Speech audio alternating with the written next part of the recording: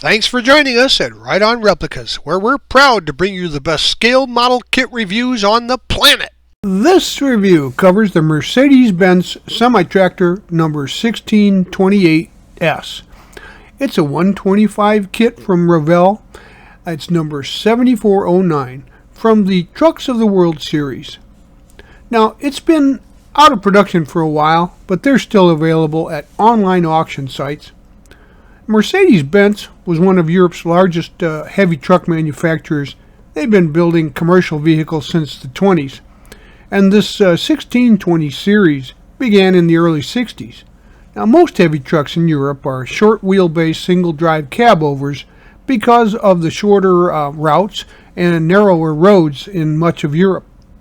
Now, it has air brakes, and there's also air tanks mounted to the frame rails and airbag brakes, as well as a rooftop mounted spoiler to reduce air drag.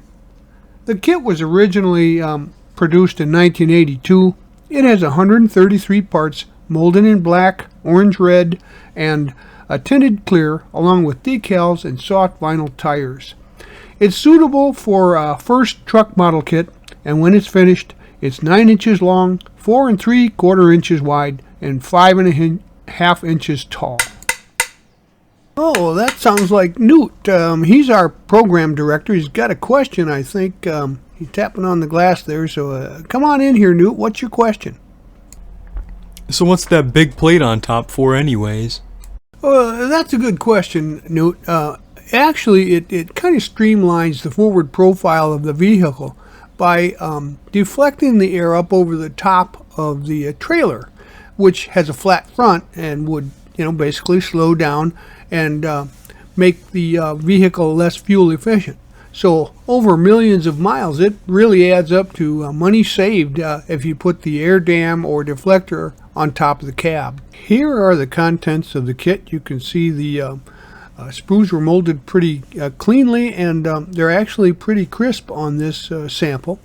So we'll be using some liquid cement or super glue for some fragile parts, and tube glue for some construction.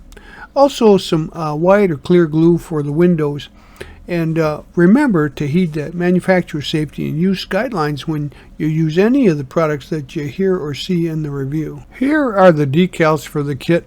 The large stripes will probably require some setting solutions to make sure they settle into the panel lines and the curves of the model. And as you can see, there are some plated markings there for the European market, and they go nicely on this Mercedes-Benz truck. There is some raised copyright script here on the latter portion of the frame. You might want to remove that if you're building a contest type model. Go ahead and locate these pieces for the rest of the frame, and we'll assemble that next. So let's assemble the frame, and the red arrows there pointing towards the mounting points for part number 1, and then you're going to clamp this piece in until it's dry and attach the other frame rail. And then the larger cross member there makes assembly of the chassis pretty easy, and everything lines up nicely. Just make sure that everything is flat and symmetrical to be sure that you get a good platform for your build. And now here are the springs, and they are in 2 parts for each corner. And these are the front springs. Now here are the rears, and so clamp the 2 halves together until they're dry. And then here's the completed basic frame and the spring subassemblies. Now the basic frame with the springs attached shown here, and notice everything is level and flat and symmetrical, and it works out pretty easily with that subframe in one piece. Now locate the 2 pieces here for the rear differential, and that will have a seam, so you'll need to clean that up on the top and the bottom if you want a nice clean look with some sanding sticks and putty. But go ahead and glue those together now. And then here's the completed rear end and the front axle. And now you can attach the rear end and the front axle to the leaf springs. Now the front sway bar here and the tie rod are shown. And the chassis with the sway bar and the tie rod are in place now. Here's the rear sway bar, so locate that and then install the sway bar into place. And the rear shocks are just a couple of small items here, so don't lose them. And then you can go ahead and install the rear shocks in place, as you see here by the arrows indicating their position. Now it's time to locate the steering arm with the steering shaft with the pitman arm, and then also the steering box, and stage those for assembly. So go ahead and assemble those pieces. And by the way, if you're not clear on placement, etc., the instructions are at the rear of the review, at the back end there, and you can feel free to take a look at those and then jump back here for clarification. But most things are pretty straightforward on this model with good glue points. Also, as a reminder, scrape off any chrome plating or paint where you want to glue parts together so that they'll stick. You see the arrows here indicating the steering assembly, and that's attached to the frame there on the driver's side. So go ahead and put that into place. And once that is dry, you can paint the entire unit a semi-gloss black. Now locate the parts for the drive shaft. It comes in two pieces, and you'll have to glue that together. You see the drive shaft assembled here, and once again there will be a seam, so if you want to remove that after the glue dries, just use some sand sticks or scrape it off and sand it smooth. You could even add some putty to really make it round out. So get the drive shaft ready to install along with the engine by starting it in the back and putting it into the tail end of the transmission. While the frame and the suspension is drying, we're going to gather up all the parts to assemble the engine. Now, after you glue the engine together, paint that a medium gray color. Locate the mounting points for the motor mounts in there, and go ahead and install the engine block into the frame. And now it's time to collect the parts for the radiator assembly, the radiator itself, the shroud, and the filler, and the upper radiator hose. Now, paint all of those together after you've assembled the main parts a semi-gloss black, and the hose is flat black. Now we're going to complete the radiator and put it into place on the chassis. Once you've got the radiator assembly in place, you can add the upper hose there simply by putting glue on both ends, that to the manifold and the radiator, and then moving the radiator into position precisely. Here are the pieces for the air intake. Now you can assemble the two halves of the air cleaner together, and then there'll be a seam, so you'll have to address that if you want that smooth look, and the air intake tube, and paint the air cleaner a semi-gloss black, and the tube is a medium gray with some flat black on the flex connection. Now place the air cleaner assembly onto the chassis. Locate the parts for the battery box and the air tanks, as you see here, and then assemble the battery box and the tank assemblies. Once again, there will be a seam, so that's up to you to fix if you like. Now paint the assembly semi-gloss flat black, and then I went back and I changed the tanks to red to match the body. And you can see here half of the muffler is molded separately, and the other half was molded onto the frame. So go ahead and glue the half there that's loose to the other end of the other side that's already on the frame, and then paint that a steel color. And now attach the battery box and the tanks there. They're seen directly below the muffler on the other side of the chassis, and put those into place, and we're shaping up pretty well here. So now we'll work with the exhaust. Here are the two halves of the right side exhaust pipe. Glue those together and paint them steel. And then also there'll be the two halves of the left side of the exhaust pipe, and you're going to paint those steel. And they go from the manifold to the muffler, and then the other two halves go to the tailpipe. All are painted steel and assembled into place. And now we'll add some peripheral equipment. Here you see the airbags in the lower left. You assemble the two halves of that, and also the fifth wheel comes in two halves. So assemble those, and they get painted semi-gloss black. Now we can install the fifth wheel into place on the chassis, and it should be set in a place just in case you want to someday display the truck with a trailer attached.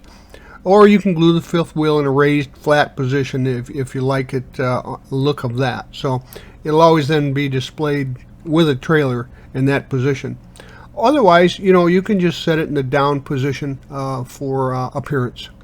So here are the two halves of the fuel tank, so go ahead and assemble those, and once again treat the seam. Now you can paint these as standard semi-gloss black, but later on I decided to paint them red like the other tanks to match the body.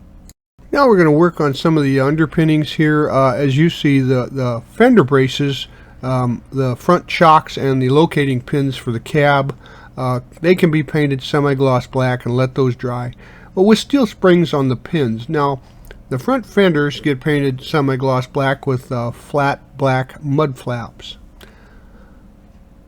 Now here you see where I changed the color on those tanks, and it from the factory you could get it matching the cab or the chassis, so it's your choice, just depending on what you like.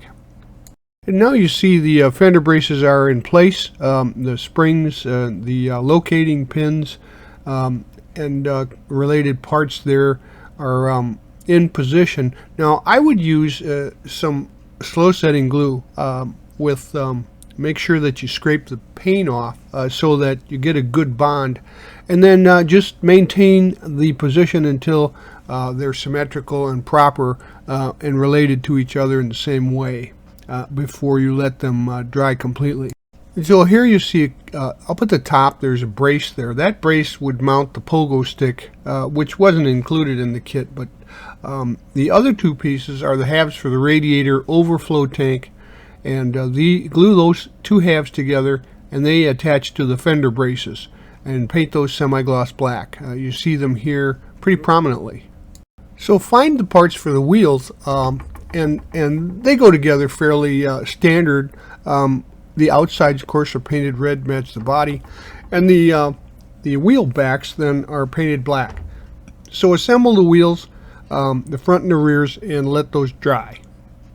Now we'll work with the tires, and in the kit, like in most truck kits, there's no difference in tread pattern in between front and rear like there are in real trucks, but nonetheless, the tires are hollow. They got good tread detail with some sidewall details, and they're really thin, so the tires can be strengthened a bit by stuffing some piece of foam rubber inside before mounting them on the wheels to give them a little rigidity and retain their shape. Now just work the hubs into the tires and slip them over the bead, and then they're ready to mount. So go ahead and put those into position on the hubs and spindles from the chassis. And now you can collect the parts for the rear fenders and paint the braces semi-gloss black and the fenders flat black. And the taillight lenses will need some maroon and orange color to detail those. And then here they are in place. You just pretty much mounted like the fronts with the braces that attach to the chassis and the fenders. Now we'll turn our attention to the cab and the body, and after a light sanding to remove the parting lines and give it just a little bite for the paint, I sprayed my cab with a paint brand called One Shot, bright red. It's L104 in their series, and let it dry. And now we can add some detail to the cab. You see the decals are in place here. Start with the front stripe and use plenty of warm water to position it, and then some setting solution to lock it into place. Now the side stripes across the doors can be added now, and there's cutouts for the door handles, so that's what you'll use to align the back of the stripe, and then place the front, of course, to connect to the front stripe. Once again, some decal setting solution would be in order. After the decals have dried thoroughly, so that you don't disrupt them in handling, you can add the window to the front there, and it goes in from the inside of the cab. Use some white glue or crystal clear to put that into place. And next we'll work with these parts for the front of the cab and the dashboard you see there in the upper left. Now paint the outside of the front panel red, like the rest of the body, and then the inside is a tan color. I used One Shot's L117 tan with a little flattener top coat there, a little dull coat over that. And then paint the pedal pads flat black and the dash and the instrument pods flat black. There's enough detail in the gauges that a white pencil will bring out the dials, etc. After the front panel has dried thoroughly, you can attach that to the bottom there of the cab. You see it on the underside and front, and go ahead and glue that into position. And here you see the front panel is attached and viewed from the front of the cab. And it's time to work with some of the interior parts now. So paint the floor a tan color with a flat overcoat, and then paint the seat sides brown with a flat overcoat as well. The face of the seats are painted a mix of brown. I mixed some dark brown with some white, about 3/4 to 1/4, and then a top coat of flat paint over that. The steering column, shifter, and the steering wheel then are painted a flat black. And go ahead and assemble the seats and the column to the lower half of the interior bucket there, and a little detailing on the console will make that look nice. We'll add the door panels now, and as you can see, the outside edges there are painted red like the body, but on the inside of the door panels they are painted a flat black for the inserts. Now we'll work on the front fenders, and they get painted red, but they've got some semi-gloss black fenders sections, so you see that here. And paint the mud flaps a flat black and attach the part to the bottom of the cab. And now you see the grill is in place here. Paint that flat black and highlight. I highlighted the star there with the chrome pen and glue that into position at the front of the cab. And then the side steps, they get painted a semi-gloss black with some aluminum step plates. And then the side steps are attached to the cab and can now be shown attached to the chassis. Now this is done by inserting the hinges into the slots at the front of the frame. Now the locating pins here will also be used to rest the cab when it's pulled back into position, when the body's pulled back down from the front hinges. And now you see the front bumper has been painted a semi-gloss black, and it gets attached to the front of the chassis. The headlights are silver from the back side with little orange turn signals and attached to the front bumper. And then the wiper arms get painted flat black, and they're attached to the front of the cab just below the windshield. Now for both the left and the right side, you got 3 pieces for the outside rearview mirrors. So those get painted black, and then I used a little bit of bare metal foil to simulate the mirror face here. Here are the parts for the rooftop deflector and the brackets that mount that, and I primed those to get them ready for paint. And then I assembled the pieces together the way they would go on, and painted them with a mix of medium gray, that's One Shot 195, and 50% of metallic silver, that's L193. They're thoroughly dried. You can glue the visor with the deflector assembly on top of the cab. Make sure to remove the paint there where you want to glue it together. And you can also see the side mirrors are in place here, so glue those into position. And then the door handles, the emblems on the doors, and the trim around the holes for the mirrors and the handles on the front of the cab, they were painted flat black. And the small Mercedes emblem in the middle of the yellow stripe on the front of the cab, I painted with a chrome pen to highlight that. And also the side marker lights on the front fenders and the clearance lights at the top of the cab are painted orange. Well, there are no extra pieces in this kit. It's a single purpose kit, but there is one more part. And you see it here, it's a linkage that's attached to the transmission, but it serves as a prop rod. So we're going to paint the bottom half of that semi-gloss black and then a silver for the extended part. As you can see, it comes off the transmission there, and when you want to display your cab tilted forward, you just use the prop rod to keep it up. Well, there you have it. This model is complete. It's a stunning example of the heavy early trucks from Mercedes. And that's the company that invented the automobile in the first place, so they know what they're doing when it comes to making vehicles. But as you can see, it's appointed nicely with color matching tanks, etc. And the tilt cab's really a nice feature for a static kit. So if you want something that's fairly easy to build, actually, for a semi-truck cab, this is the one. If you can find one, they're still available online and over the internet auctions, etc. And it goes together well. This example, the decals were still in really great shape. So if I were you, I'd buy one and put it on my shelf. Well, we hope you like this premium step-by-step model kit review. And so that you don't miss any more, please subscribe to our YouTube channel. You can do that by clicking on the icon in the lower right of any of our reviews. You can find us on Facebook as well and at our website, rightonreplicas.com. Thanks.